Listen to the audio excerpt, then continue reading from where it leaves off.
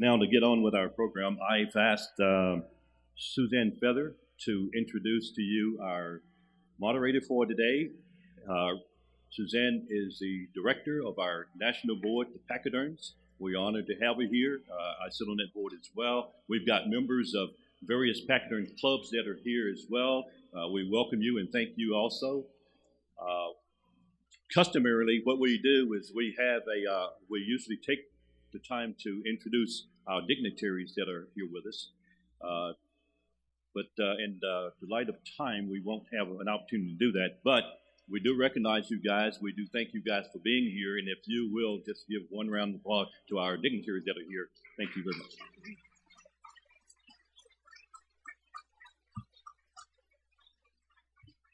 Suzanne.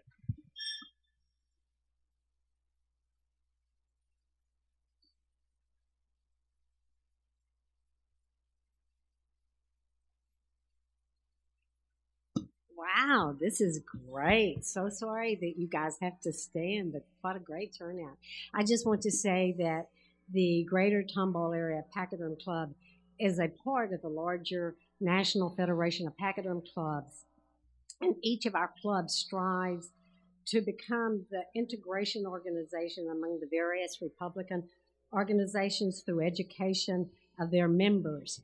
And so we want to give as much time to our candidates tonight to speak, and that is the reason your applause is asked to be limited until the end. It is my honor to introduce native Texan and Fox 22 Special Projects reporter Greg Grugan.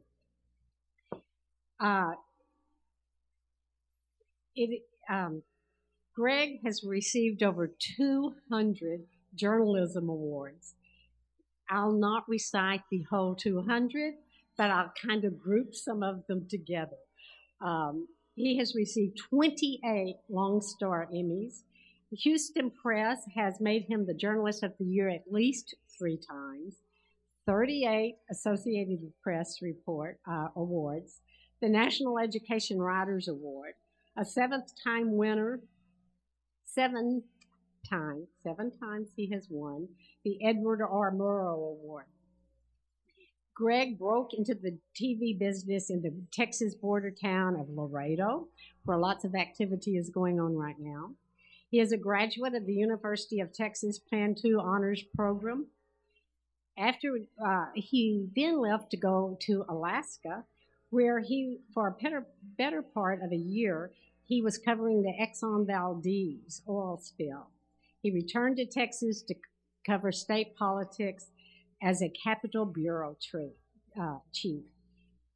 Today, he hosts the weekly political talk show, What's Your Point, on Channel 26, Fox 26, local Fox 26. We are honored to have Greg, and it is my great pleasure to introduce him. We are in for a real treat. Thank you.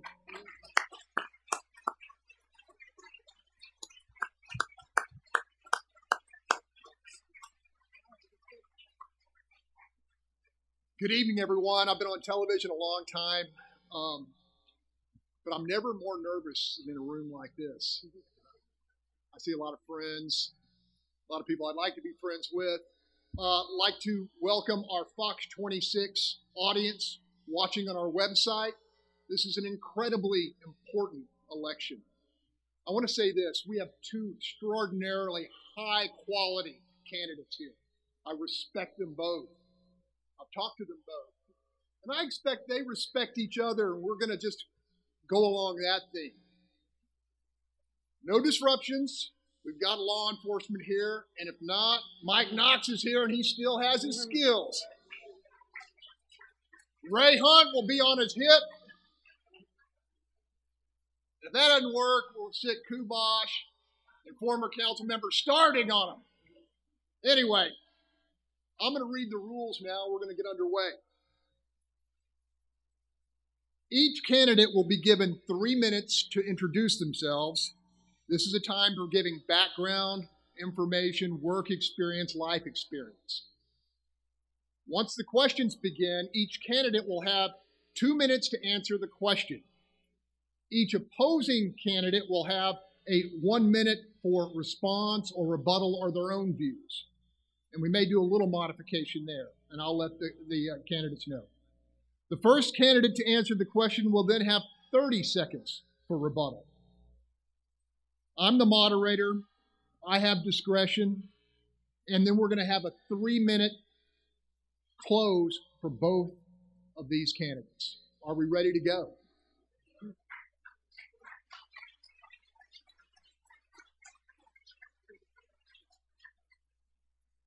The all-important issue of public safety. By a magnitude of 5 or more to 1, deteriorating public safety and runaway crime are by far the most critical issues for Harris County voters. If elected, what is your plan to restore law and order to a massive community where residents across the spectrum are genuinely and justifiably afraid? And because I know Vidal has great home training, we're going to start with the lady candidate, and I'm going to guarantee you equal time. Alex, take it away. I went straight to the questions. I've already blown it.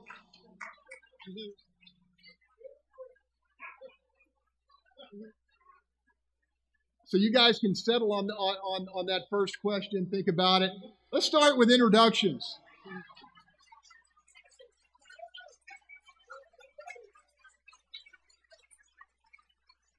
Did I just not read that when we were going to do that? Alex, go ahead. Your first 3 minutes.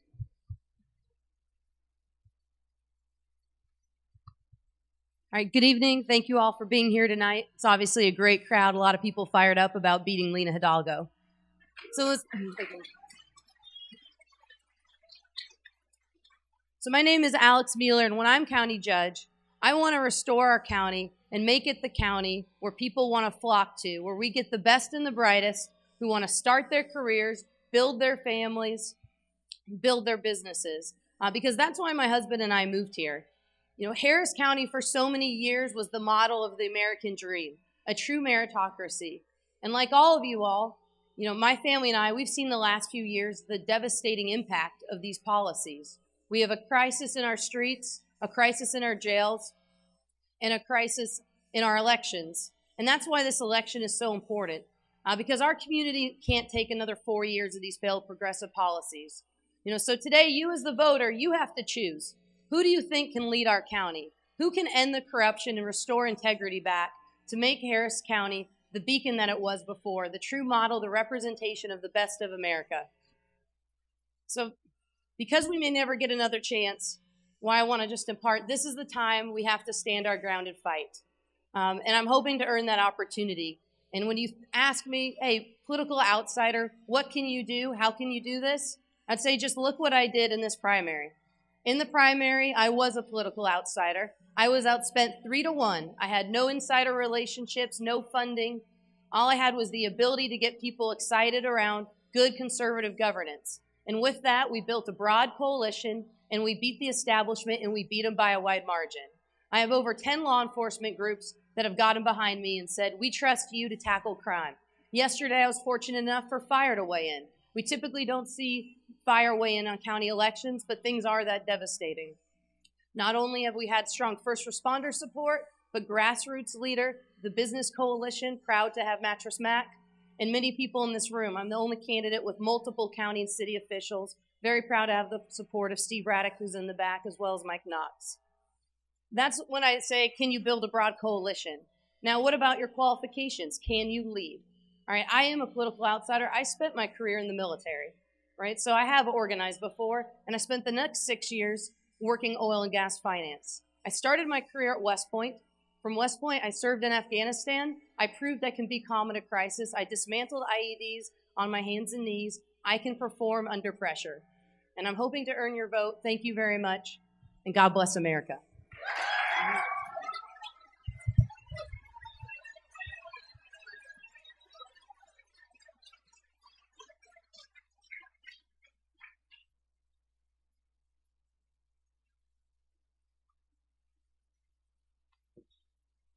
Good evening, ladies and gentlemen. My name is Vidal Martinez. I've been in Houston for 47 years, since 1975, when John Lindsay began a 44-year run of 3 consecutive conservative Harris County Republican judges until 2018. I have also been a person who has had direct responsibility in the three areas that are responsible for Harris County. Texas Constitution in 1836 set up 254 counties. Every one of them has 4 precincts and a county judge. They're in charge of 3 things. 1, public safety. 2, public health. 3, transportation / which is really emergency management. In each one of those areas in the last 47 years, I've had a chance to be part of that. I was a federal prosecutor when I first came to Houston. I was in the U.S. Attorney's Office. I put bad guys away. I know how to solve this crime wave that we have. Later, I was honored to be state bar chairman. I was the head of all 90,000 lawyers in the state of Texas. I've seen it from the governance side and from the prosecution side. In the public health arena, I've been 30 years on the Methodist Hospital board. There's 18 members of the board. I'm third in seniority now. It's number 1 hospital in the state of Texas, number 16 out of 6,000 in the United States. It's got a budget about the size of the counties, and I've served on every governance, capital spending, finance, audit, every leadership committee on dealing with those billions of dollars there. On the transportation side, let's go back to 1997 and 98. I was on the Greater Houston Partnership Board, our chairman, our Chamber of Commerce here. I was also your port commissioner, one of the port commissioners on the Port Commission. During that time, I was testifying for you for the $8 billion for the I-45 expansion. It takes 30 years, 20 and 30 years to get that money. I was your community responsible person that was there testifying, and we got that money. And we've now given back that money basically to the state or put it at risk. These are direct first seat responsibilities. I've never run for office. I've always given to the Republican Party. I was a delegate in '84 in Dallas. I was a delegate in '88 in New Orleans. And I was in '92, I was a vice chairman of the convention here. I have served in every single role, but they have now failed us. This crime wave, making us not the first word from Houston. We have now 4 red alerts in public health without any sort of tent hospital fiasco, and the I-45 expansion. You're going to hear tonight a compare and contrast, and I look forward to talking to you tonight more. Vidal Martinez. Well done, both of you. As I said earlier, deteriorating public safety and runaway crime, by far, and I think everybody agrees, the most critical issue for Harris County voters. If elected, what is your plan to restore law and order to a massive community where residents across the spectrum are genuinely afraid? Ray Hunt said to me the other day, load your pistols, lock your doors, they're on the street. And he's a straight shooter. Alex, let's start with you.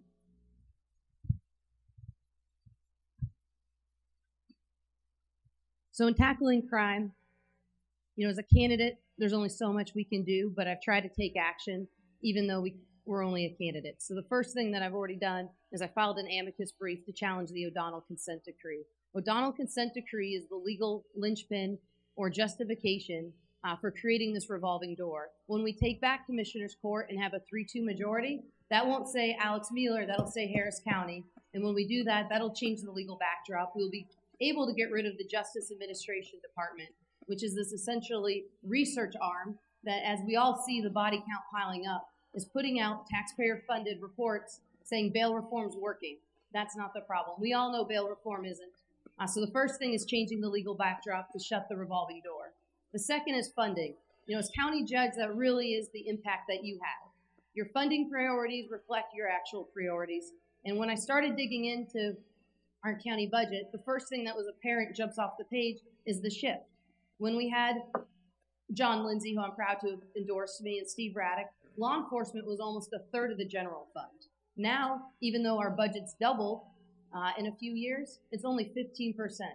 So our same commissioners that can sit there and deny over 80% of law enforcement requests and have fun to add new bureaucrats, new departments, they're the ones that always say that there's not money for actual boots on the ground. Actual boots on the ground are what we haven't had, and things are so bad that our DA, who's a Democrat, has had to go and plead now twice. It took constables showing up en masse to make sure that we got prosecutors, because there is a backlog of over 100,000 cases. Not only do we have to fund, we have to start running night courts. We can start doing plea deals. We have to get through this backlog. Law and order has to be number one, and I'm committed to restoring that. Thank you.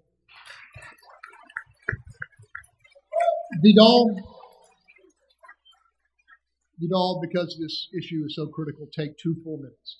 Thank you. January 3rd, 10 o'clock in the morning, I'm going to gavel in with Cactus Jack and Tom Ramsey, and the first item at 10 o'clock is going to be to kill the bail bond reform settlement. It is, as described by Alex, it is the fundamental basis that's caused this crime wave. We're not known as Houston, the first word from the moon, or the energy capital, or the biggest medical center now. We're known as the crime wave, as a murder capital. The second thing I'm going to do is return the money to the constables that in the reserve funds that were taken from them by the Supreme Administrator. Then we're going to give the sheriffs the second half of the pay raise that Ed Emmett promised and hasn't been done for over 3 years. You start putting the sheriff's department, a third of them are gone out of the 5,000. So we're going to be in a position now of refunding, not defunding law enforcement, and we're going to kill the bail bond reform. Instead of this decarceration program, we're going to put criminals with multiple crimes back into jail. Another thing that we're going to look at is under Chapter 71 of the government code under our state statutes, we have bunches of agencies, police agencies. We're going to start talking to the University of Houston police. We're going to start talking to the sheriff. We're going to have the police, the constables. We're going to have the airport police, everyone under an interlocal agreement so that you, the citizens, they can basically, whenever there's a crime that's occurred, the closest GPS law enforcement person that's there will be there within 3 minutes to your location. We have about 29 different law enforcement agencies here. The final one is the DA. Put her on a performance plan. You want 60 DAs, give you 15, 90 days later, we'll see how much you reduce the backlog. Those are specific things on January 3rd by lunch. Alex, 1 minute to extend. No, I think with law and order at this point, actually, most of Harris County is on the same page. You saw Senator John Whitmire have a press conference. That's very unusual now with David Cuevas, the sheriff deputies have endorsed. When you're talking about issues, 2,700 calls is what our sheriff deputies are responding to on average a day per deputy. So we have to dramatically expand the size of our academy classes. Right now, we're only growing about 60 deputies per year. As long as there's widespread lawlessness, we can't lateral our way out. So working hard to grow our academy classes, strengthen our infrastructure, and then start doing long-range planning. We're so underfunded, we're not going to fix this in 1 year. Our county only does 1 year budgeting. We do not do long-term planning. They've been critically starved of their vehicles. Constables have to walk around with a bag of keys to find a working vehicle. So I want to partner with every single department, and I agree with Vidal about doing central dispatch. That'll lead to some efficiencies. Thank you. Well, everybody, the Pachyderm Club has asked us to hold our applause, and I know these are great candidates, and we want to cheer them on, but we will have that opportunity at the end. So please be respectful. Vidal, 1 minute to extend on the issue of crime.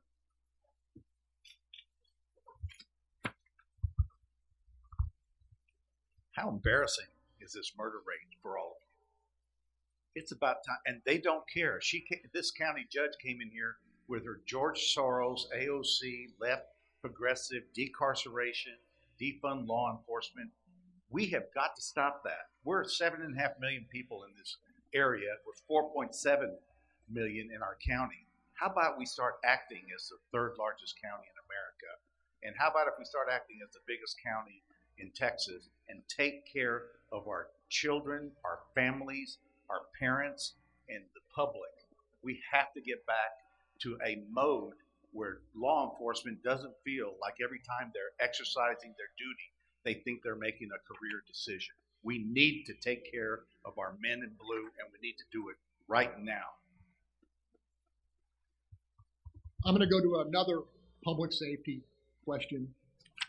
Harris County leadership has been sued in federal court by their own peace officers for refusing to address demonstrably dangerous and deadly conditions inside the grossly understaffed Harris County Jail. A female detention officer raped a special needs inmate, beaten to death. Thousands of inmate on inmate assaults, hundreds of assaults on detention officers, rampant drug use. I could go on. If elected, what would you do to resolve the crisis and ultimately regain control? I'm going to start with you, Vidal. Pretty pathetic situation in the jail. It's also pathetic what's happened with the Sheriff's Department. The Sheriff's Department has about 5,000 people. A third of them have retired or resigned because they didn't get their pay increase or because things have become so untenable. Another third is looking to retire or resign by the end of this year. We wind up with a skeleton crew in the Sheriff's Department. And why is that? It's money. They can go elsewhere. Councilmember Kubash right there, who supports me, and where's Mike Knox? He's here somewhere too. They just recently, a couple weeks ago, raised the salaries for HPD. But an HPD HPD patrolman now makes $10,000 more than a sheriff officer.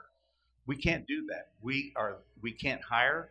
Nobody wants to come for the Sheriff's Department. So the way you fix this is you get them funded, and you get the second half of that raise as the first one, then do a comparable study with all the big counties and see where we are so that we can employ them. And as law enforcement, we shouldn't have such disparity in our community. And this court, this commissioner's court, doesn't care that we're so out of whack, if you will, on our pay for our sheriffs. And that's who runs the jails. And that's who does most of the investigations in our community. It's a matter of money and will and changing this decarceration, defund law enforcement era. Alex, 2 minutes.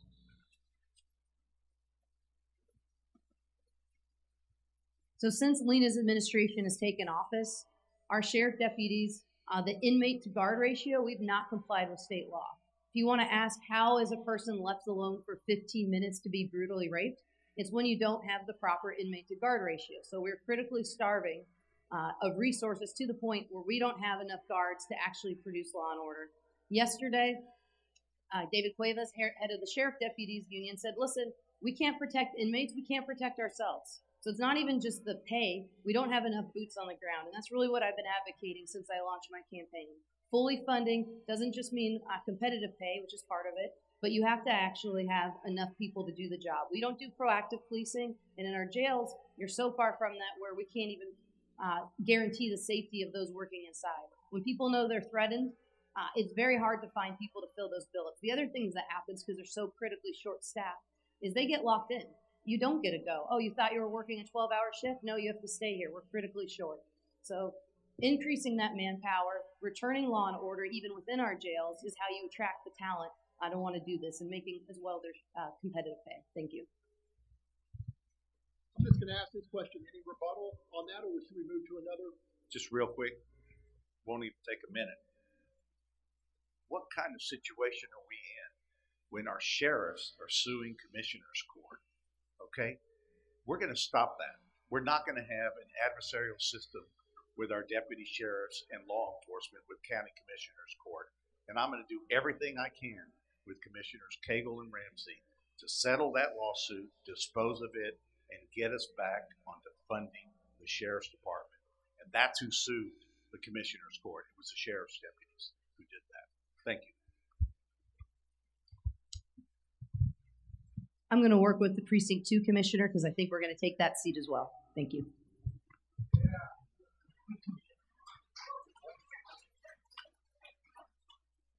Flood control. In the wake of Hurricane Harvey, the most damaging natural disaster in American history, billions of local and federal dollars have been invested to make Harris County more resilient against future storms. In the past 3 years, many believe the long-standing guideline of focusing on the worst first has been displaced, rightly, wrongly, by a policy of reparations for areas which claim they've been historically shortchanged flood mitigation investment. If elected, what would be your guiding principle in this critical process? Start with you, Vidal. August 2018, we passed the biggest bond election in the history of Harris County, $2.5 billion. It had several years of study before it came. It had engineering studies. It had environmental impact study. It had social engineering studies. Everything that came right before the vote came with 191 specific projects. North Houston, listen to this. Specific projects in your area mapped out, and they were there with a dollar amount that added to $2.5 billion. When we passed that bond election, it was a contract with you all over the county on where these projects were going to go and what we were going to spend them on. 191 projects. We have now finished 18 of them over 3 years later, having commenced, including those 18, on 50 of them. Okay, and then now we're trying to renegotiate back inside the Beltway. These commissioners' court don't care about anything above Beltway 8. And so they're trying to move the money around, move the projects around. They literally are taking a couple $100 million here and moving it into a precinct and just leaving the money sitting there in that county commissioner's precinct. We've got to get back to the original plan. We've got to go back, and we're out of whack too. They borrowed over $1 billion against that fund, and that's the matching component that comes from the feds. The Chronicle says it's $1.4 billion. We don't have that money sitting there because they've used it for everything else in their social left woke programs. So we're in trouble, and we got with the bonding community. It's also a contract with Wall Street, and we have not met that contract either to you, the taxpayers, especially the north of Harris County, or to Wall Street that sold our bonds for us. Let's get back to the same plan. Alex, 2 minutes.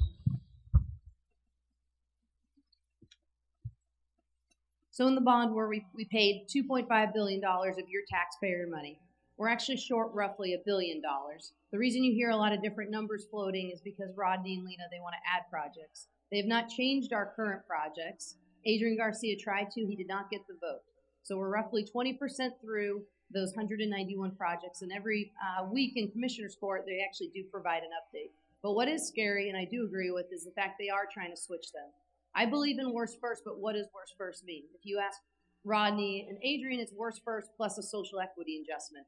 I define worst first by number of instances of flooding over a given period of time. And that's what they did before with a combination of shovel ready. We had very good news a couple weeks ago where HUD approved the first step of unlocking $750 million. Before we can get that money, we have to have our plan of distribution approved. So that's really where my effort and focus will be, because quite simply, we cannot afford to fund flood control entirely on our own. We're the petrochemical hub of the entire country. It is not just our problem. And when you look at what's going to happen with flood control, not only do we have this $5 billion of projects we're trying to fund, but thankfully the Army Corps of Engineers is looking at doing a tunnel system. That tunnel system is going to be another $5 to $6 billion, which we'll have to fund 25 to 50% of. So when you start doing the long-range planning, you realize how incredibly important it's going to be to form a real task force, not a Lena Hidalgo task force of people sitting around talking about social equity preferences and preferred pronouns, but actual engineers and academic experts to go around and say, what are the legislative asks? And then you get with every congressional representative and state delegation, say, this is your ask from the state. The state has over $300 million of funding we're eligible for, and gosh knows there's sure plenty with HUD. Thank you very much. We all 30 seconds to close or rebut. Nothing to add. Alex, you ready to move on? Sure. Transportation. On the topic of mobility, no issue is more crucial than the multi-billion-dollar proposed expansion of I-45.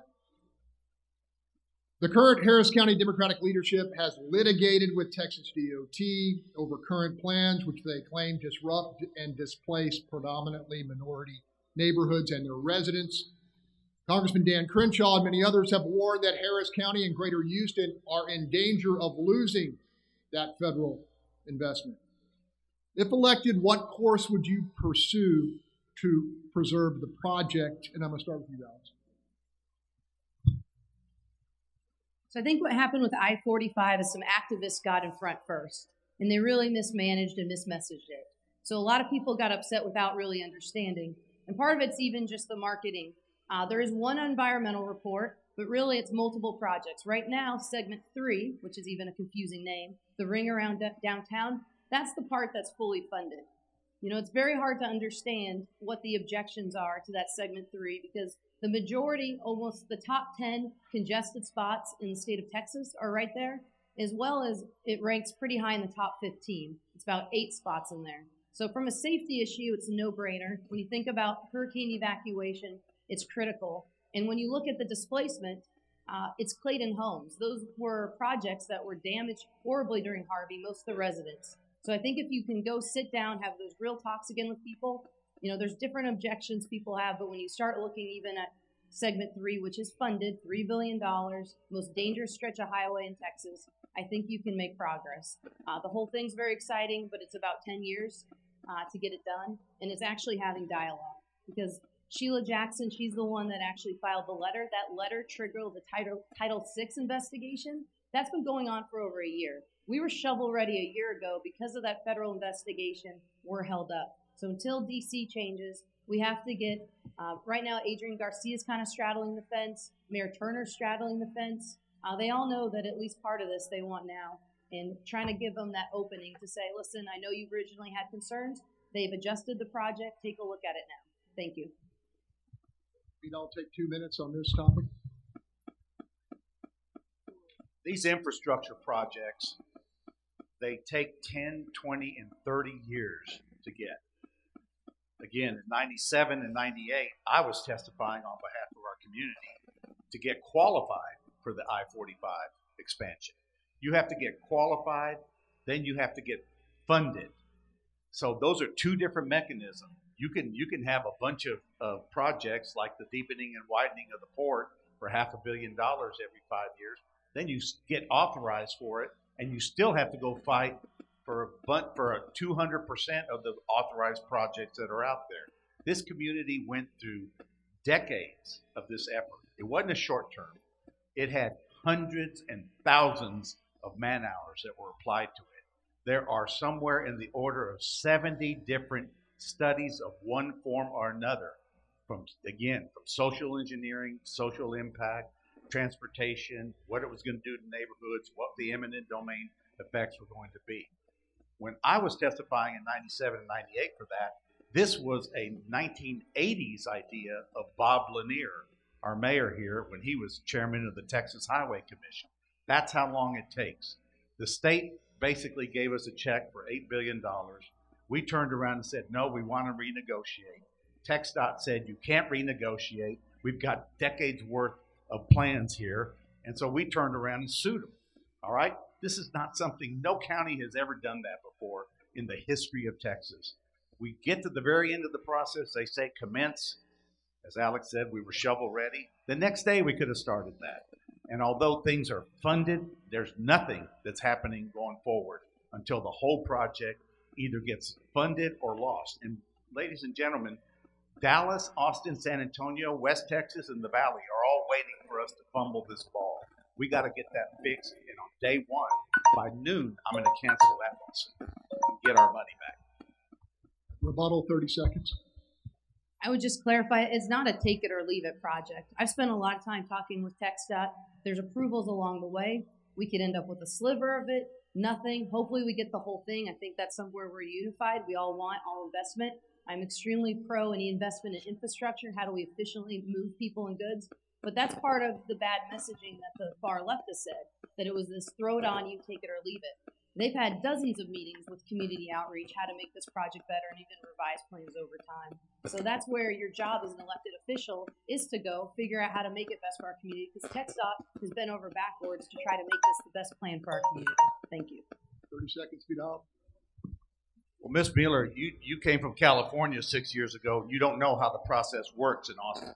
It is Have a you take it spoken or, with TxDOT? Excuse I'm just me, are curious. you going to interrupt me? What's that outburst? No, I have a Oh, excuse me.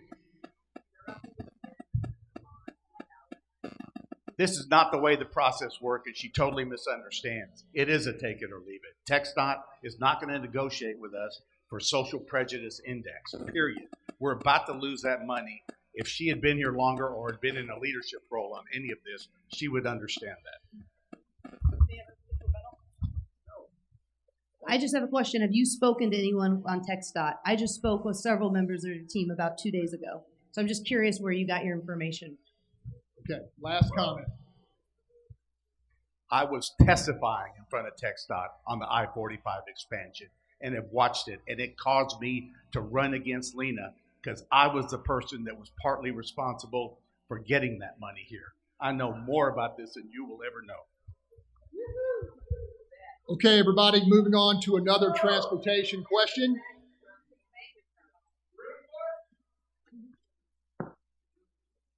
How do you, as a candidate, see the future of Harris County toll roads and the revenue they generate? I'll start with you, Vidal. 2 minutes. We paid for our toll roads. They need maintenance, and that we need to collect. And part of what's been funding our county is we're using hundreds of millions of dollars from the toll road authority to keep our property taxes low. So it has been a win-win for us over the years. We made the pledge when we voted these toll roads in that when they were paid for, that we would just have a sinking fund for maintenance over the years. We've gone beyond that, and we're now using it to keep our property taxes down. I am for an analysis of when and where we need to go with that model out there. If we don't have that revenue and we have the property tax rate sitting there hovering, and we have a $300 million, $350 million hole, where are we going to make that up? Now, we're going to have a rational discussion as a community. It's a user fee. Remember, there's also 3 million trucks that are using our toll roads and our highways around here. So there might be a rational investigation on what we do with the commercial traffic that is using that. But we are beyond the promise we made to the taxpayers, and we're beyond the period. They're paid for, and now we need to have a rational discussion of what our community needs and balance it out with property tax relief. Alex, 2 minutes. You know, when Democrats talk about analyzing and studies, it really means they're going to raise your taxes. So when I talk about the toll road, I don't think we need to analyze and rationalize, and I certainly don't want to increase any tolls on our commercial trucking. Keeping our port competitive, attracting business, growing the tax base is how we make Harris County the heart, the economic engine. And that's a point where we very much disagree. I'm committed to lowering taxes. And no, our toll roads are not keeping our property taxes low. Our property taxes have been increasing every year. Everybody feels it. The politicians who've been running our county government don't have the courage. They're cowards. They're doing backdoor tax increases. You would raise your hand and get a rate. Instead, our appraisals have gone up 10% every year, 10%, and then this last year, 20%. And even with all that spending, they're deficit spending. Ed Emmett had a $3.5 billion budget, and we were building a surplus. We took in $4.5 billion. Lena's last year, we spent 7.6. We only took in 7.1. We lost population in that time. There's never enough money for what these people will spend. My commitment is that we will lower your real taxes, and that toll road money is actually going to go to roads. I think every person that drives a sedan in Harris County is brave. I don't know how you do that on our potholes. If our toll road money actually went towards roads, we could look like a first world country and not the banana republic they're turning us into. Thank you. 30 seconds. Again, you just got here from California and haven't served 6 years ago. And when you sit on a port commission, when you sit on the port commission, you know what the user fees that are available to you. They get charged that at every one of the barber's cut at the port terminals. It's a matter of adding a toll at the container ships. This is not anything that would cost the taxpayers any money, and it's a user fee that would help us keep our taxes low and use the toll road money for what it's supposed to. 30 seconds, Alex. I just think it's interesting that he always likes to bring up that I was here only 6 years ago, because I wonder if you have a problem with what I spent my 10 years doing in the military. Was that offensive to you when I was in Afghanistan? Because I didn't see you in Vietnam. Moving on.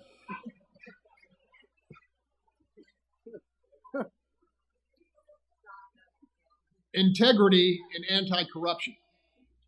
Both of you are well versed on the current investigation into the alleged bid rigging and corrupt practices connected to the $11 million COVID communication contract.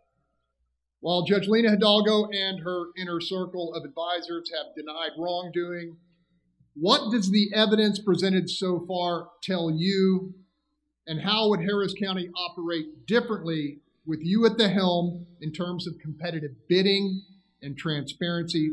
I'll start with you, Alex. Well, following the law is always a good place to start. So we're actually one of the counties that does have some very good practices in place, and that's why there's supposed to be a bid system. The problem where it failed and what violated the actual ethics of the procurement process is they were in negotiation, or that's what it appears through the search warrant, with one of the bidders. You can't have someone steering the RFP or the scope of work that's competing. That's a violation of policies. Now, yet today they announced that Lena now is personally involved in the search warrant. They're searching her records. That is a big difference. I would say at this point, between the number of people that are being investigated in her office and her personally, she's lost her moral authority to lead. I think that's one of the strengths of my background. I've never been indicated in a corruption scandal. You know, that's not something everyone can say up here. That I am a political outsider, and I'm very proud of the fact that I've earned my money in the private sector and through service in our military. Lena, there's enough here. She should step down. She held herself to beyond reproach. Clearly, that's not it. In regards to contracting in general, I believe in merit-based systems. When you start doing things for social equity, diversity, minority-owned businesses, it's an extra tax. Businesses have to get people so they comply, and it just creates a less great product for the end of the day taxpayer. My goal is transparency, the best person for the job. That's how we'll get the most bang for your buck for your taxpayer dollars. 2 minutes, Vidal. As the only lawyer up here and the only federal prosecutor, when you look at this, whenever you look at a federal or a state investigation of a public official, they vet that very carefully. They do not come out with search warrants unless there's actually not just smoke, but there's fire, and they can prove it. We have the fourth set of search warrants now that are out. They're going to prove something against a set of people there. You can already see that Lena Hidalgo is trying to throw her staff under the bus, and now they're all pointing at each other, and you're starting to see different things. The question was, what would you do to stop that? Number one, I told you about day one on January 3rd. Somewhere during that day, we're going to ask for a review of the bidding process of every contract for the last 4 years, and we're going to ask for a report on that. And then we're going to see whether or not the committees that were supposed to be vetting them and the people that were looking and analyzing them actually did that. I would like to go back to the way we do it at the Port of Houston. At the Port of Houston, we film the committee meetings. They're on video. You can go back and look at any of the people that are presenting their bids or their evaluation committee. And then all public bids are opened with several hundred people in a public room at the same time. Let's go back to looking at the vendor process. Let's go back to having those committee considerations in public on video, and let's have public opening of all bids. We're spending $8 billion of your money, all right? You deserve to know where it's going. You deserve to know how it's spent, and you deserve to know what your return is on your investment out there. Let's get back to that, and I think that we'll be just fine. Thank you. Alex, you want 30 more, or we're going to move on? Okay. Alex talked about this earlier, but I want to hear what Vidal has to say as well. On taxes, Harris County homeowners are getting hammered with higher valuations on their property and paying much higher tax bills as a result. If elected, what would you do to offer relief or at least hold the line? I'll start with you, Vidal. First of all, when we killed this bail bond settlement, we paid $100 million for that. Do you realize that you're paying $800? It used to be that the defendant, when he was out on bond, could have an ankle bracelet on so they could monitor him. You, the defendant, had to pay for that ankle bracelet. You today, because of all the multiple criminals that are out of jail on multiple bonds, and they gave them free ankle bracelets. We're paying $800,000 a month to the ankle bracelet company, and we paid $100 million for this Donnelly settlement. Dallas didn't. They were vindicated at the Fifth Circuit, and we've settled that. So you start, number one, $100 million up. You don't do things like tent hospitals in the NRG and spend all those tens of millions of dollars and didn't see one patient. You don't start with corruption contracts for $11 million. There is so much fat. They have doubled. Before Emmett left, it was under $4 billion. Now it's $8 billion. Folks, in 3 years, in a couple months, they've doubled your budget. Let's get back to, with inflation and growth, we should be somewhere between $5 and $5.5 billion. Let's go in there, cut out the bureaucracies. We've hired way too many people, and in the first 100 days, we're going to figure out where they were, and we're going to give them their COBRA coverage and tell them to go home and find new health care. Alex, 2 minutes on this issue. So we are going to lower the tax rate, and the reason we can do this, what we've all spent talking about here, is crime is the number one issue. For the last few years, we spent $1.1 billion. The forward 22 budget's going to go up to $1.3. Now, as Vidal has mentioned, almost $8 billion total budget. When you look at the general fund, that's roughly $3 billion. We're not talking about adding billions and billions of dollars to fund core services. We're talking about a few $100 million to get us where's healthy. That's why you can cut all these programs, because we have an Office of Sustainability. We're in preschool education. You know, we drove a truck, and I say we, but our county government, through all these small businesses, by unnecessary lockdowns, we decided who was necessary, who wasn't, right? We told people we were controlling your mandates. We did all of these things, and at the same time, we've raised the tax burden.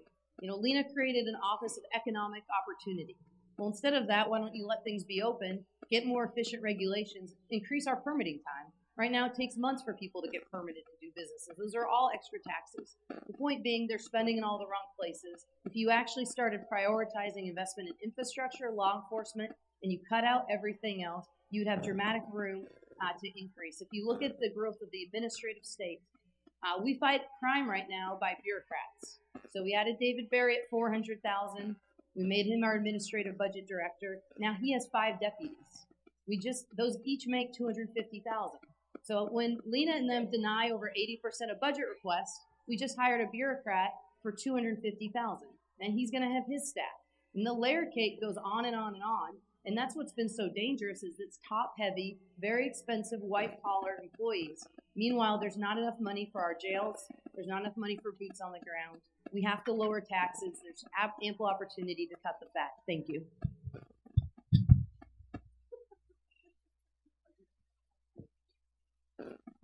Social programs.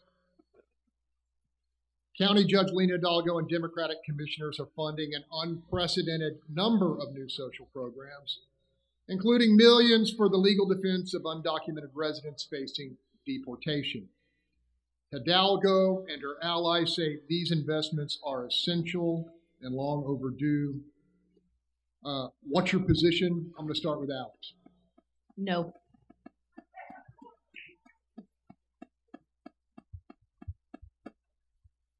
We have 90,000 asylum illegal immigrants in our community right now. And we've turned around and we've given them free public housing. We've given them a cell phone. We're giving them food stamps. We're giving them access to Harris Health. Their kids are being educated in our schools. And we created a legal defense fund for them to have their asylum applications filed. Now, mind you, they're going to be here, and this is what's got the Latino community so incensed right now. They're percolating over there with bad people. We have a lot of drug cartels that came through. We had a lot of people from MS-13. They're sitting there and can't work. So they're in things that we're paying for, things that every other family around here paid for and built their housing on, built their families on. This is a real problem that we've got right now. These social services, you don't do that. Why do we pay $30 million for early childhood education? There's 20 school districts in Harris County. We don't operate a single light or classroom. It's because they want to teach critical race theory, Black Lives Matter, your life doesn't, you're part of an original sin of our country, on and on and on. It's just wrong. We got to stop this spending and these critical left programs. We're about infrastructure. For 44 years, we had 3 county judges that kept us on that track. Let's get back to infrastructure only.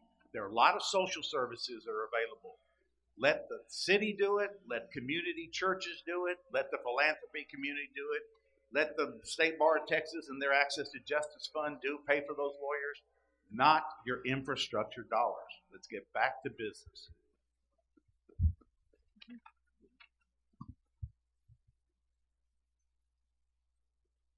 And there's always going to be different issues, and what I think is helpful is to understand, how do you think, what is your philosophy of conservative governance? To me, conservative governance is when the government is only involved in the things that require collective action.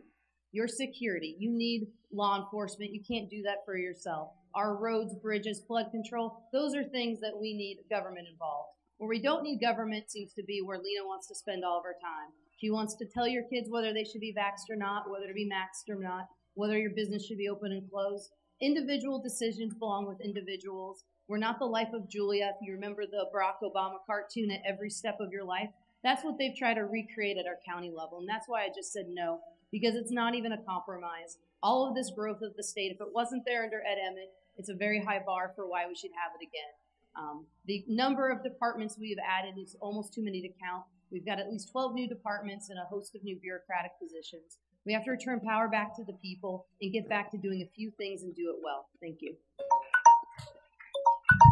30 seconds. You're good. Okay. My role is nonpartisan, but I have a partisan question, so understand.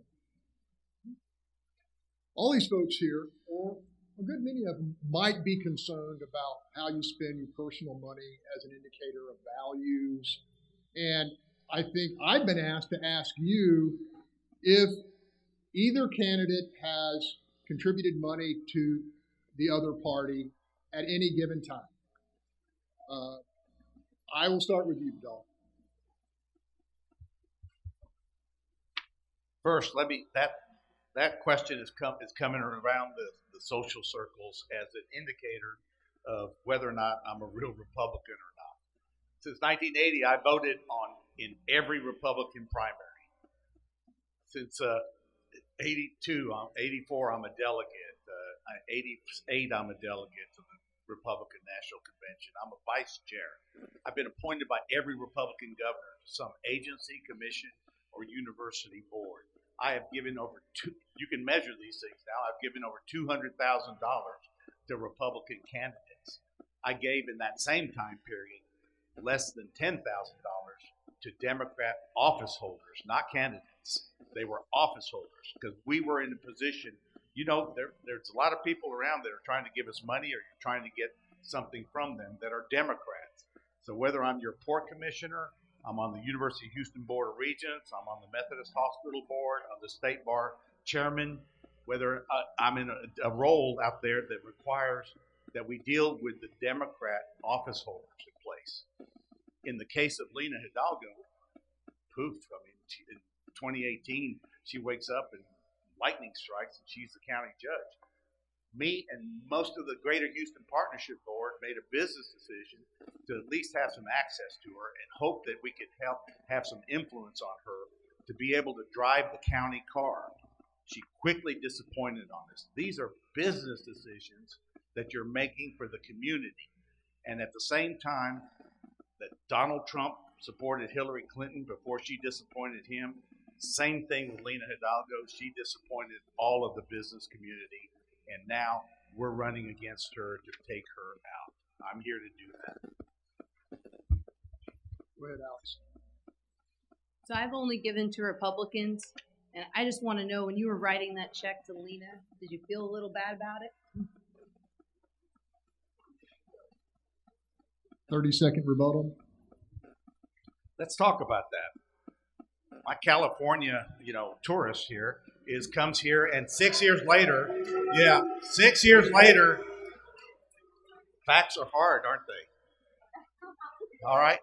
She comes here and is voted in one Republican primary before this election season, never written a check to a Republican or a party or any cause, has not served on any organization's board, has zero footprint in our community, including giving to any Republicans.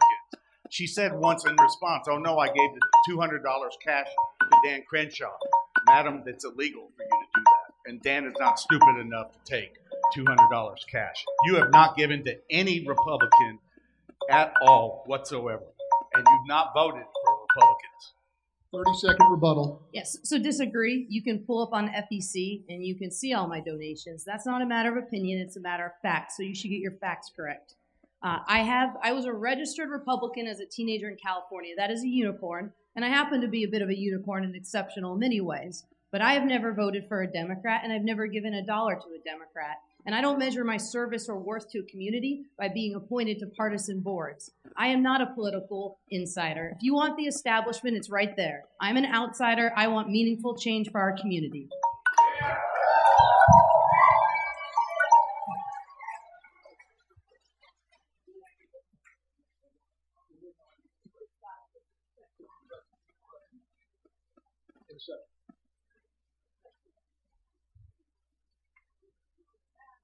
Okay, we're coming to the end of our questions, and then we're going to let the candidates close in a substantial way.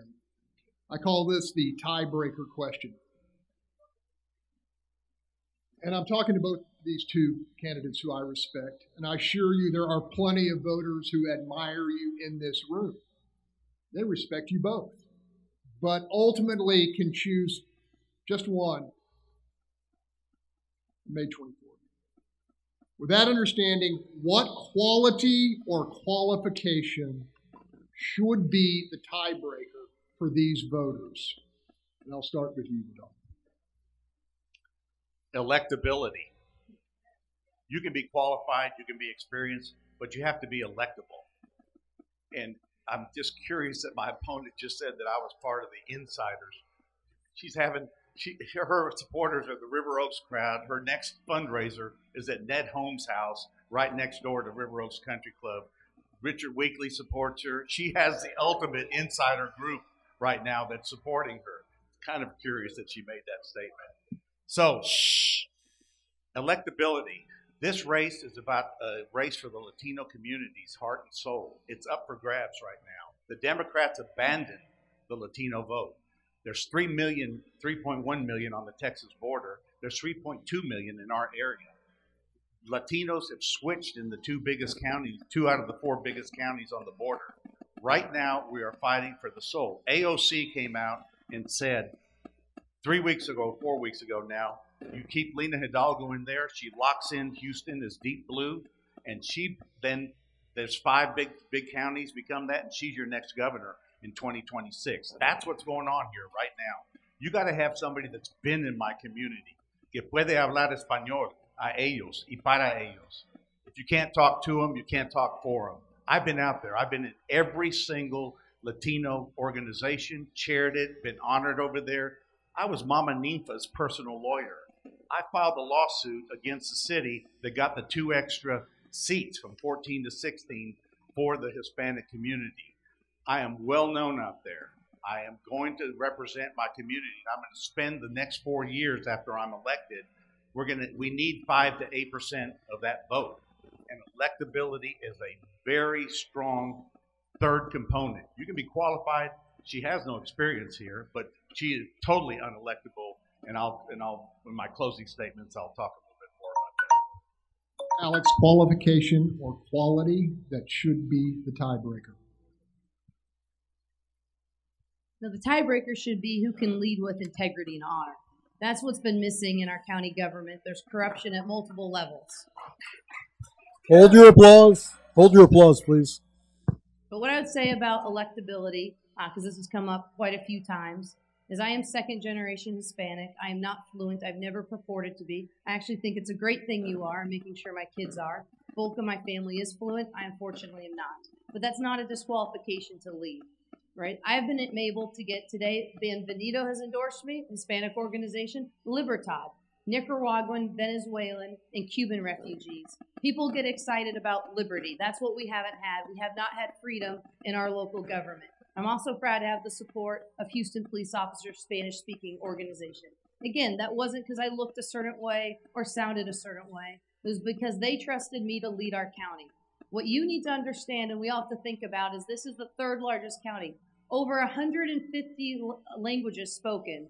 When you start dissecting and disintegrating people, tearing them down, that's divisive language. And when you donate to Democrats, you start sounding like them, and that's their game. They want to say, I want so many quotas of you, so many of this. How are we separate and different? What I want to do is get people fired up about good conservative governance. And that's what we did. I ran a grassroots campaign, and we got people excited and motivated, ran a real ground game. Now, you mentioned about having the River Oaks set behind me. They were not part of my campaign before, but it's funny, most of them have been on boards with you, and they didn't choose you. What does that say about your character?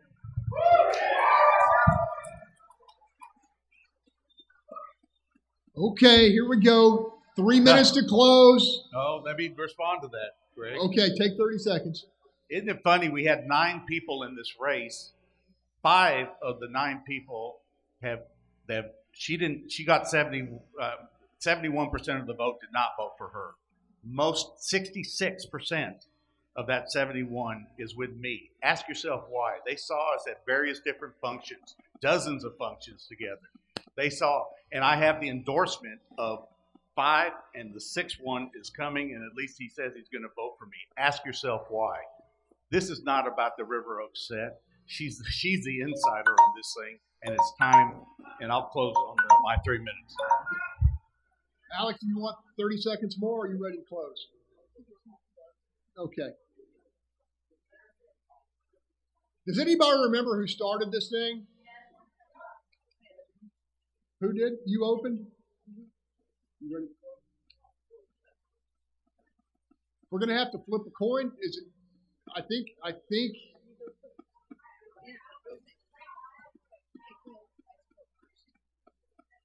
All right.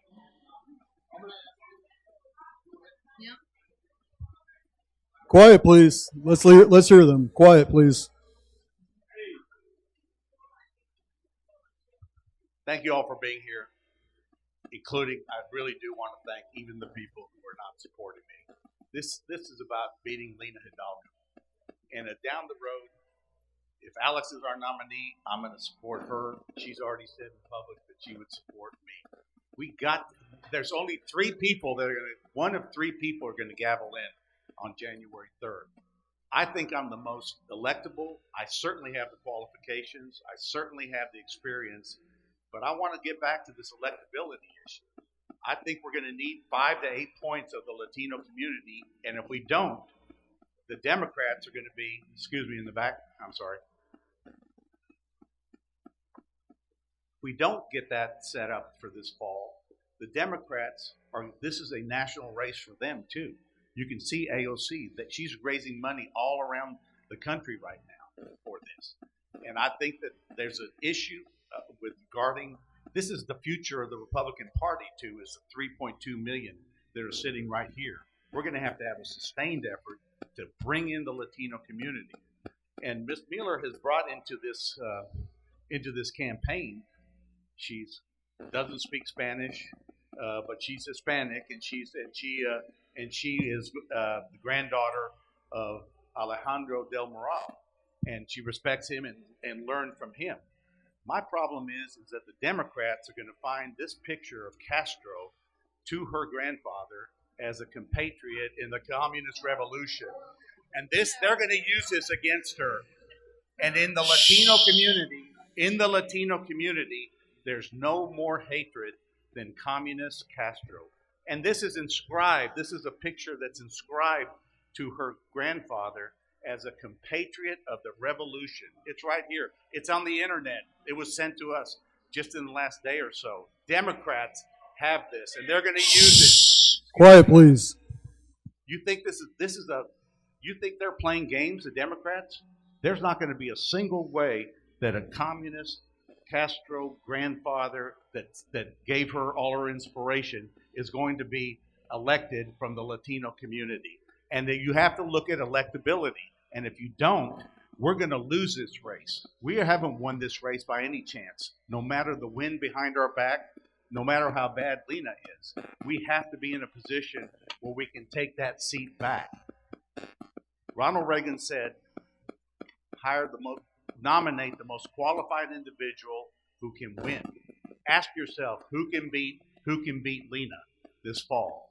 And ask yourself, who's qualified who's qualified in the general election to be able to go after the Latino community. I'm the only person that can beat her. I look forward to your support down the road. Thank you.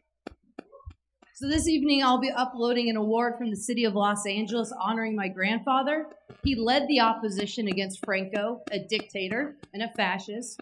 For that, he was put in a concentration camp in D.C., France. He gave up everything, his family. That's why I still have family in Spain. This man chooses to spit on my grandfather's grave. He took in people from the Bay of Pigs. He fought Vidal, and that's why he's been honored. To say that my grandfather is a communist is the most insulting thing. You are the one that has supported and donated to communists. My family spent a life Quiet, please. fighting against strong government, and the fact that this is your attack, that's pathetic.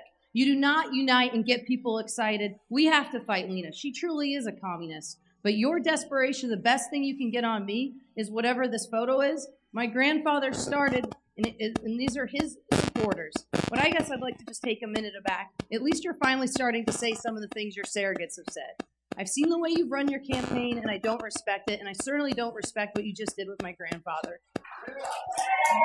Quiet, please. Now, Hold your applause. back to electability and the real question at hand. Hold your applause. The Hispanic population or Latino, whatever definition he wants to use, they're all running towards conservative governance. Why? Because we're offering a better way of life. And it's not just them, it's everyone. And if you look at what happened with Cy-Fair flipping its school board, you look at Virginia and Youngkin, and then you look at Bridget Wade getting an HISD, it wasn't one particular demographic. You know what it was? It was parents. Parents realized that their kids are what are under threat. And I happen to be a parent of young kids, and I'm uniquely situated to activate that base. But I don't want to pick one minority group over the other. I want to bring everyone. 150 languages in our county we're going to bring to our party because we're offering the better way of life. I hope you earn your vote. Hold your applause, please. Hold your applause. Ladies and gentlemen, let's have a hand for our two great candidates.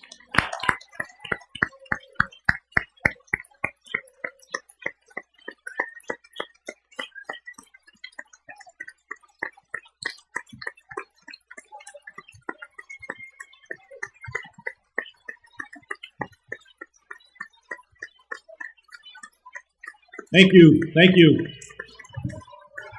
At ease.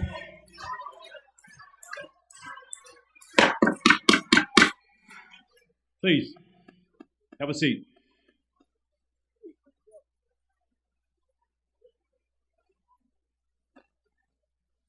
You know, the one thing I would like to remind everybody that we're on the same team.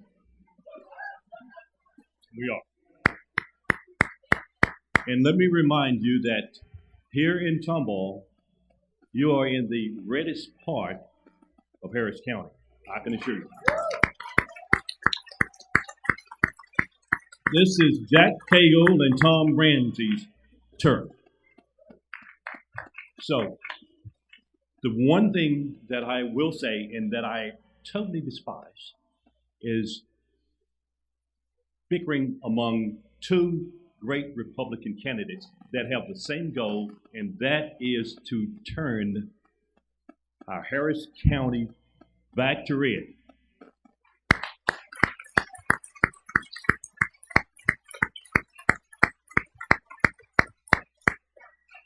We appreciate the courage that both of them have in taking on that task. We all know what Harris County has turned into.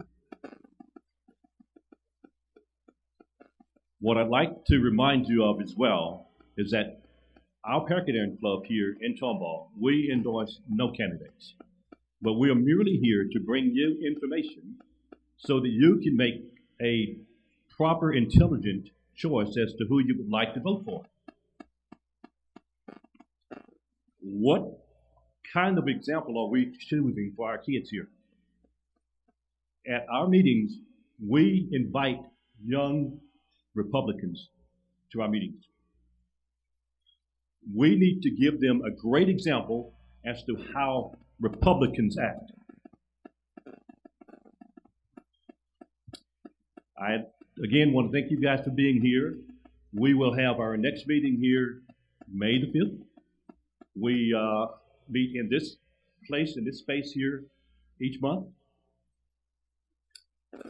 If you would like to get more information about that, you can sign up in the back there. We've got information back there also if you would like to join our club as well. But thank you guys for coming out. We really appreciate it. Have a great evening, and again, applause for these two great candidates.